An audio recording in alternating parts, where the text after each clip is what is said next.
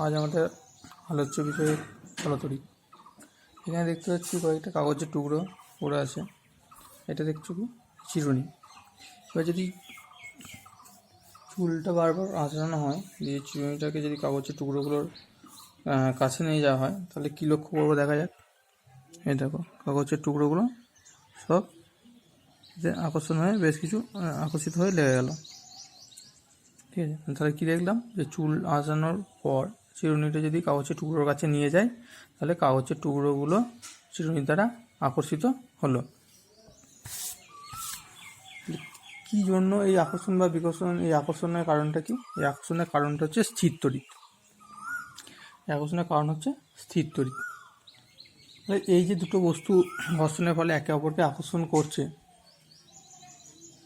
দুটো বস্তু একে অপরকে যে আকর্ষণ করছে, সে অবস্থাটাকে, মানে একটা বস্তু অন্য বস্তুকে ঘর্ষণ বলে আকর্ষণ করার ক্ষমতাটাকে বলা হয়, যে অবস্থা, সেটাকে বলা হয় তড়িৎগ্রস্ত অবস্থা।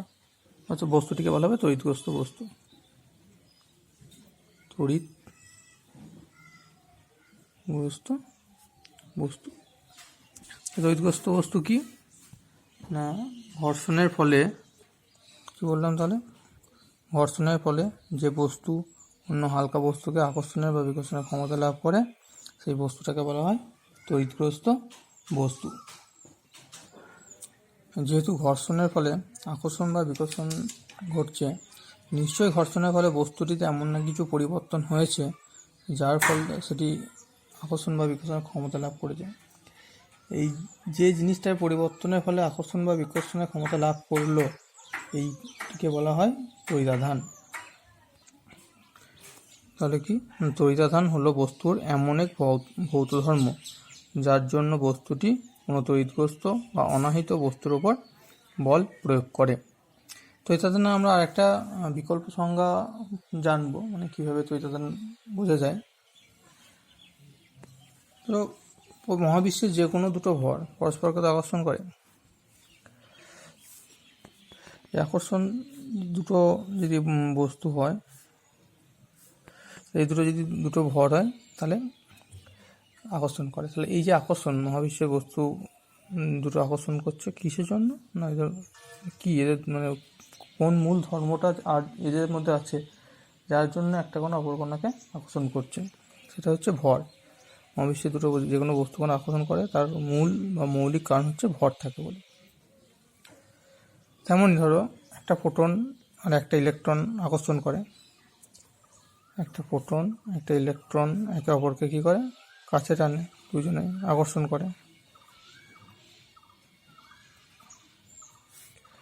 আবার একটা ফোটন কী করে, বিকর্ষণ করে, একে অপরকে বিকর্ষণ করবে।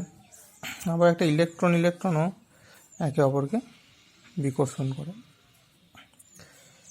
তাহলে এই যে কোনো দুটো আধান কণিকা, যে কোনো দুটো পরমাণুতে আমরা পড়েছিলাম, ও তিনটে মূল কণা, প্রোটন, ইলেকট্রন এবং নিউট্রন। সেখানে তার মধ্যে দেখতে পাচ্ছি প্রোটন ইলেকট্রন একে অপরকে আকর্ষণ করে, প্রোটন বিকর্ষণ করে, এবং ইলেকট্রন একে অপরকে বিকর্ষণ করে।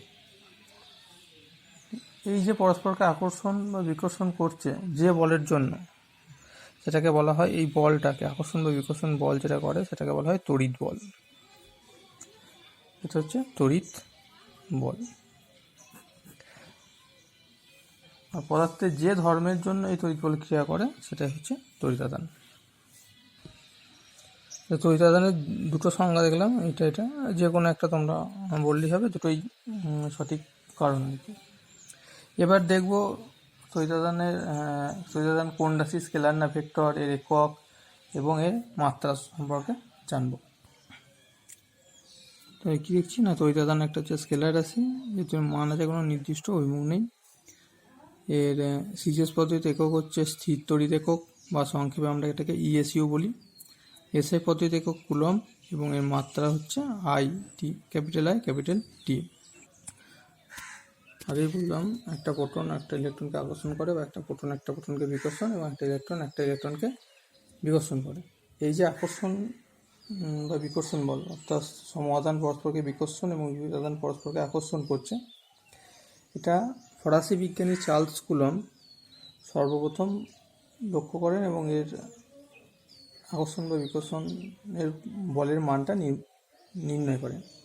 কী বললাম, ফরাসি বিজ্ঞানী চার্লস কুলম্ব সর্বপ্রথম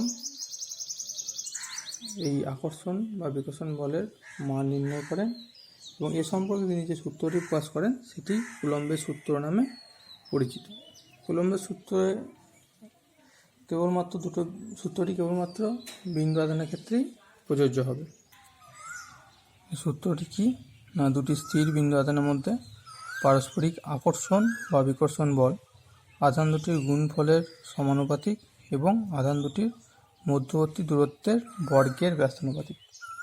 এই বল আধান দুটোর সংযোজক সরলরেখা বরাবর কাজ করবে এবং এর মান আধান দুটি যে মাধ্যমে অবস্থিত সেই মাধ্যমের প্রকৃতির উপরও নির্ভর করে।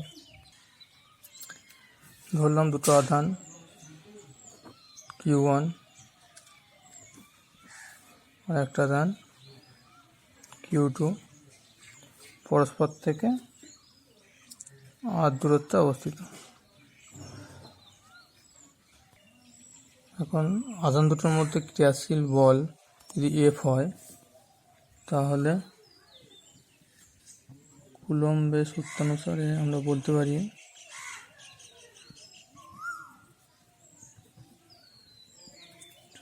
কী হবে না, আকর্ষণ বা বিকর্ষণ বল F আধান দুটির গুণফলের সঙ্গে সমানুপাতিক এবং কি দূরত্বের বর্গের ব্যস্তানুপাতিক। যখন আধান দুটোর গুণফলের সঙ্গে সমানুপাতিক তখন এখানে 8টা ধ্রুবক থাকবে, আর যখন এটা দূরত্বের বর্গের ব্যস্তানুপাতিক তখন Q1 আর Q2 হবে ধ্রুবক। এখন যদি সবগুলোই পরিবর্তনশীল হয়, অর্থাৎ যদি Q1 Q2 ও আর পরিবর্তনশীল যখন হবে, পরিবর্তনশীল হলে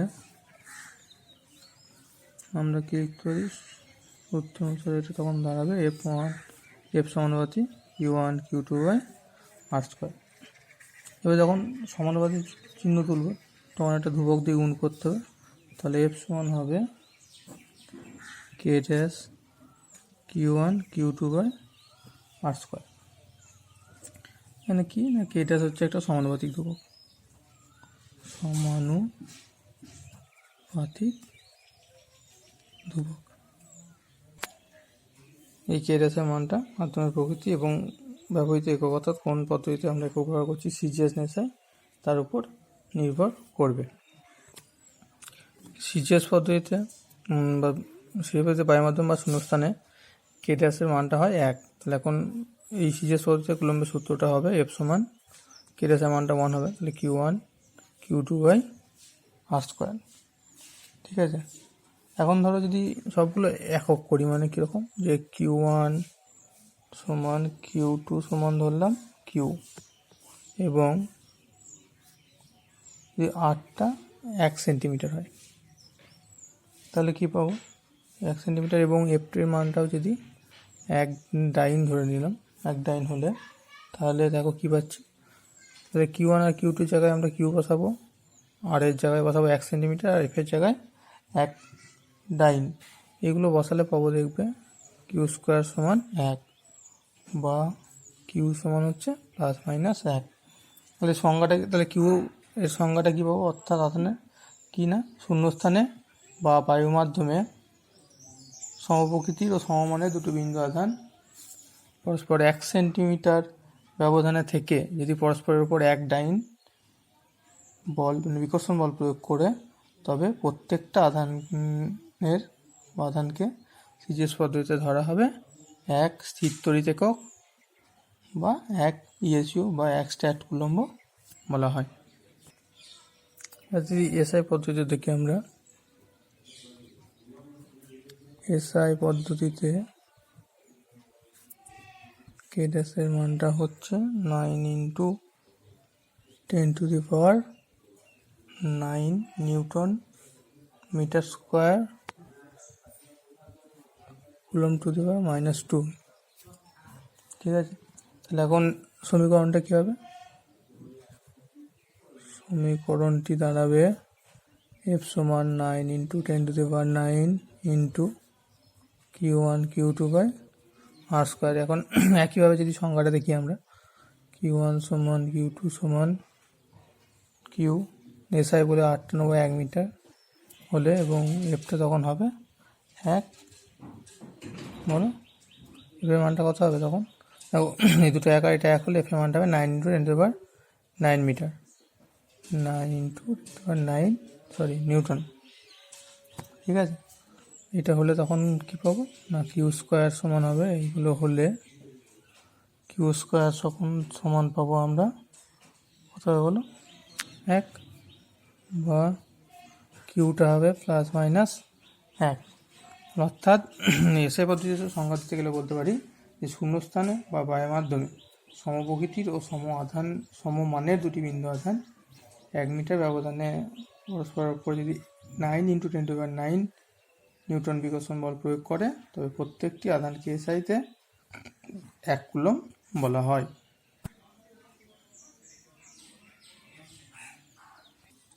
এসআই পদ্ধতিতে কে একক হবে newton metre square into coulomb to the power -2। আমরা যখন গৃহ পরিবেশে থাকি তখন পিতামাতা বা বাড়ির গুরুজনদের দ্বারা আমাদের বাড়িতে আচরণ নিয়ন্ত্রিত হয়, অর্থাৎ গুরুজনদের প্রভাব আমাদের যতটা বাড়ির মধ্যে থাকে সেই অনুযায়ী আমরা আচরণ করি। আবার বিদ্যালয় পরিবেশে গেলে শিক্ষক মহাশয়দের দ্বারা আমাদের আচরণ নিয়ন্ত্রিত হয়, অর্থাৎ যতক্ষণ বিদ্যালয়ে থাকি ততক্ষণ শিক্ষক মহাশয়দের মতো করে আমরা নিজেদের আচরণ নিয়ন্ত্রণ করি, বা শ্রেণীকক্ষে আরও যখন শ্রেণীকক্ষে শিক্ষক মহাশয় থাকেন না তখন আমাদের একরকম আচরণ হয়, বা শিক্ষক মহাশয় এলে একরকম আচরণ। অর্থাৎ কোনো কিছু বা কোনো ব্যক্তির উপস্থিতিতে মানে যতটা এলাকা পর্যন্ত আমাদের আচরণ নিয়ন্ত্রণ হয় ততদূর পর্যন্ত তার প্রভাব বিস্তার করে, ততটা হচ্ছে তার ক্ষেত্র। বাড়িতে গুরুজনদের বা বিদ্যালয়ে গেলে বিদ্যালয় পরিবেশটা শিক্ষক মহাশয় দ্বারা নিয়ন্ত্রিত ক্ষেত্র। একইভাবে যদি কোনো একটা আধান থাকে, কোনো একটা আধান রাখলাম কিউ, তার চারপাশে যতটা অঞ্চল জুড়ে অন্য আধানকে রাখলে একটা তড়িৎ বল অনুভব করবে, সেটাই হলো তার তড়িৎ ক্ষেত্র। কী বললো, কোনো একটা আধানকে যদি আমি রাখি, ধরো এখানে কোনো একটা আধান রাখলাম +Q, ঠিক আছে, যেটা +Q আধান, তাহলে এর চারপাশে যতটা পর্যন্ত একটা একক আধান আনলে সেটি এর অস্তিত্ব অর্থাৎ আকর্ষণ বা বিকর্ষণ বল অনুভব করবে, সেটাই হচ্ছে এই আধানটার তড়িৎ ক্ষেত্র।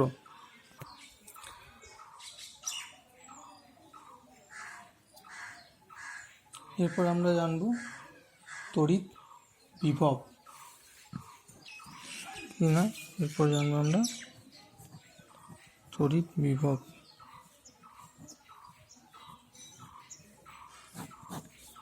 তড়িৎ বিভবটা কি, এই যে কিউ আধানের জন্য একটা তড়িৎ ক্ষেত্র সৃষ্টি হয়েছে, সেখানে ধরো